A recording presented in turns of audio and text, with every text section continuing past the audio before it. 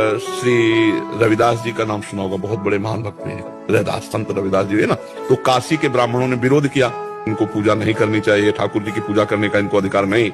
तो बादशाह अन्य धर्मावलंबी था, तुरंत बुलाए गए रविदास जी, ब्राह्मणों की ऐसे पंक्ति बैठी और उनसे कहा कि आप ठाकुर सेवा क्यों करते हो?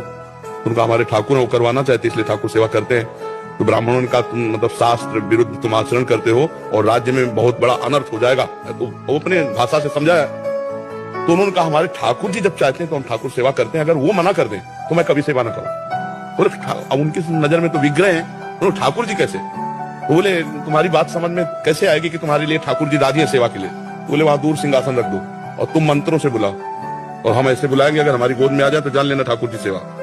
तो जो ठाकुर रविदास जी के थे वो सिंहासन में से दूर रखे गए, उन्होंने शुरू किया मंत्र, कुछ नहीं, और भाव में भरकर कहा प्रभु जे ही ऐसे कहा तो सिंहासन ऐसे जैसे उड़ के आए ना, छाती से लग कर तुम अन्यथा कर तुम भगवान। तो ब्राह्मणों ने फिर बात रखी कि ये इनके ठाकुर ने कुछ जादू टोना किए होंगे, हम अपने ठाकुर लाते हैं। तो अपने ठाकुर लाए और मंत्र बादशाह के सामने, पर फिर जे ही ऐसे भाव में किया ठाकुर, महान संत मन चंगा उन्हीं का सूत्र है। तो कठौती में सबरी जी के पास भगवान गए, सबरी जी की स्तुति की और वहां भगवान ने अपने श्रीमुख से कहा जाति पाति कुल कर्म धर्म का इसका में कोई संबंध नहीं, मानो